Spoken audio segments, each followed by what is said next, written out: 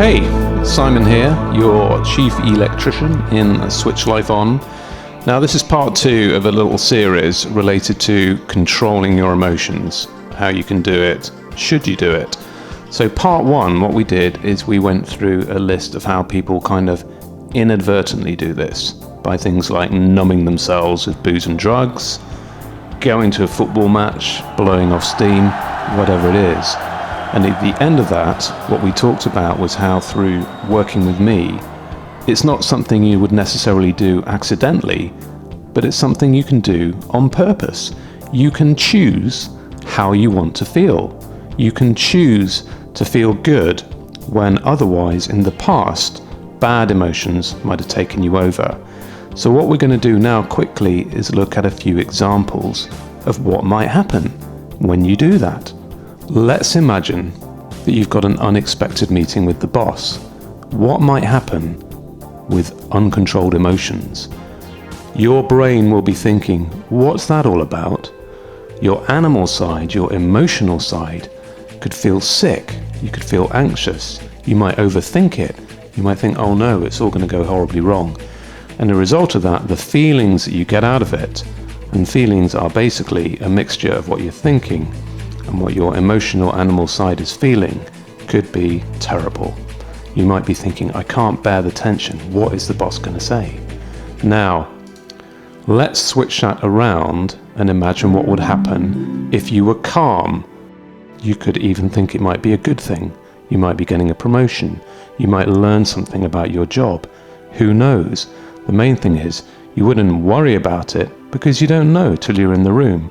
Here's another one. Let's imagine that there's a bloke reading something on Twitter about something ridiculous going on that somebody's saying somewhere. What might happen now?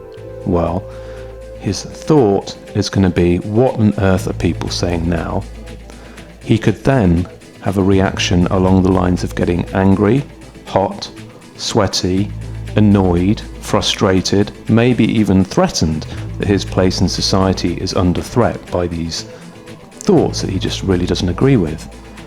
And the output of that, as I actually found out last weekend, is this person could get so angry they just start ranting at anyone who'll listen.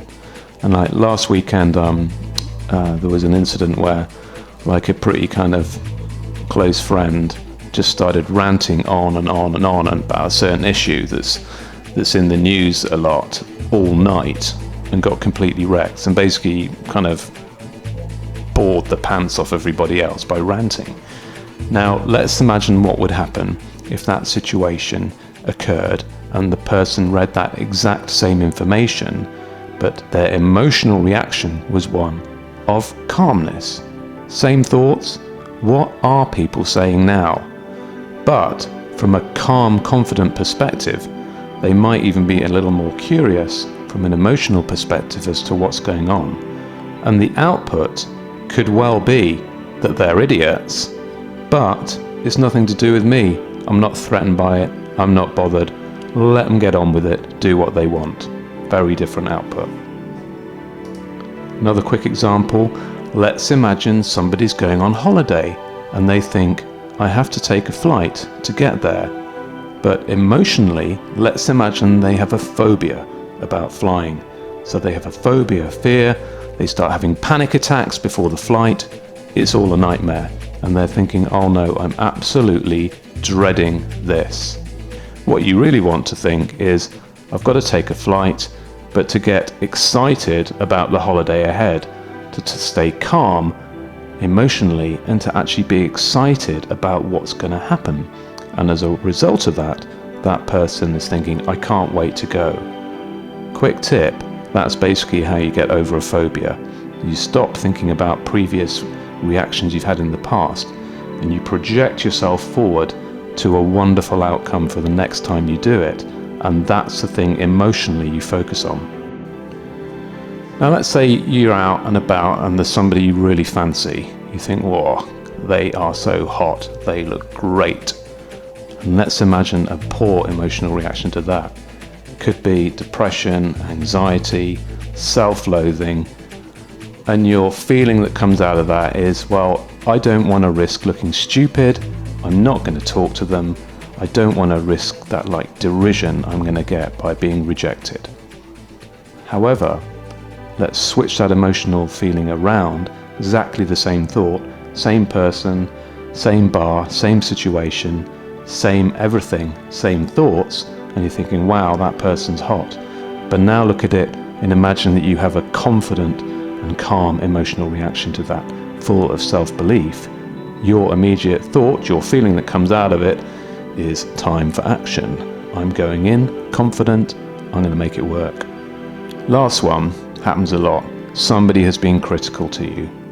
Somebody has slagged you off, they've been unfair, they've been mean. If your emotions are out of tune, if your animal body is on the defensive, what it's going to think immediately is, they're right. I feel depressed, I feel anxious, I feel physically sick, I can feel it in my stomach. Why did they say that? They mean it. It's true, there must be some truth to it. So, let's switch that around. Let's imagine you're controlling your emotions. So what happens, same thought, basically somebody's been really mean to you, unprovoked, and you're thinking, blimey, gosh, that's a shock. But your confident self, your ability that we're going to develop together to think in a positive, calm, confident way about things means that what happens out the back of it is basically, well, I'm not bothered, it's up to them. They're wrong, I'm stronger than that. So there you go, there's just a few examples which hopefully bring to light that your animal side, which is where your emotions live, and your thoughts are really very important. Both of them are very important, and the two of them together are what create your feelings.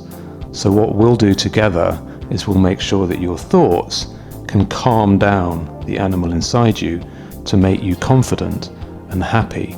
And as a result of that, normally when you might have had an emotional reaction like some of the things we've just looked at, like slagging yourself off or feeling bad or assuming something's going to go wrong, or just constantly spinning, thinking about what something might do, what somebody might say, how something might go, whatever, all that is turned off. You don't need any of that.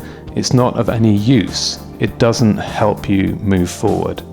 But when you feel confident, when you feel calm, and when your inner animal is being looked after by your beautiful, powerful brain, then all of these situations become opportunities. All of these situations become ways to simply brush them off, not worry about them, feel more connected to the moment you're in, and basically, switch your life on.